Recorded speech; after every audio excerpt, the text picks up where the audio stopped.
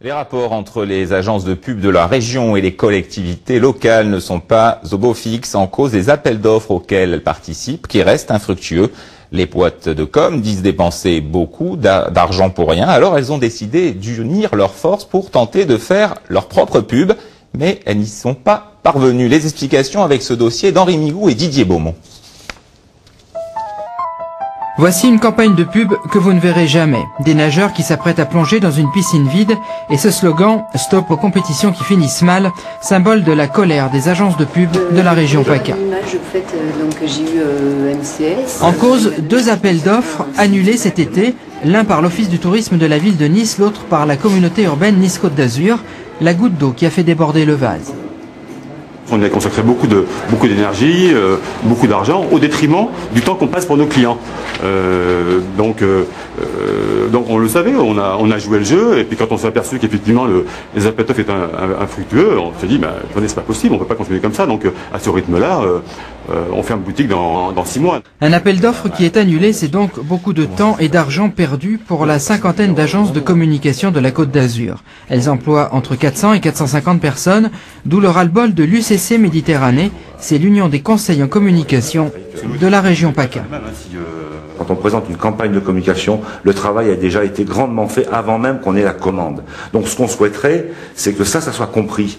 Et que donc dans la façon de sélectionner, de choisir une agence ou une campagne, on soit rémunéré pour ce travail-là. Voilà, comme les architectes le sont. Le Code des marchés publics le permet. Ces professionnels de la communication ont donc écrit à Christian Estrosi fin août. Ils ont rencontré Rudy Salle, qui n'était pas joignable le jour de notre tournage. L'adjoint au tourisme de la ville de Nice justifie ces annulations par les problèmes d'adaptation au nouveau statut de communauté urbaine.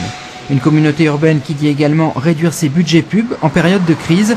Reste à savoir si certains appels d'offres ne sont pas aussi joués d'avance. Il y a des gens qui restent inaccessibles et donc comme il n'y a pas de communication en amont, on ne sait jamais effectivement l'intérêt de l'appel d'offres et après si effectivement on se renseigne par les connaissances qu'on peut avoir, on peut des fois même avoir des confirmations que c'est pas la peine de répondre puisque le prestataire est déjà, on va dire pas choisi mais souhaité.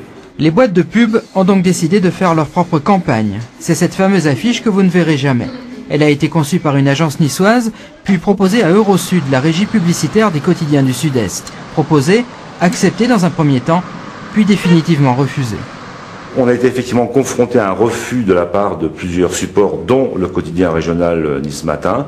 L'éditeur a effectivement jugé que cette campagne était trop polémique. On a essayé de l'adoucir, c'est-à-dire qu'on a simplement parlé des pouvoirs publics en général sans citer nommément tel ou tel homme politique très connu. Malgré cela, la campagne a toujours été refusée. Contactés par nos soins, Eurosud et le groupe Nice Matin ont eu la même réponse, il n'y aura aucune communication sur ce sujet. De là à parler de collusion entre les collectivités territoriales et la presse quotidienne régionale, il y a un pas que les agences de pub se refusent à franchir. Elles veulent simplement mettre leur savoir-faire au service d'une région qu'elles contribuent à valoriser dans leur travail quotidien.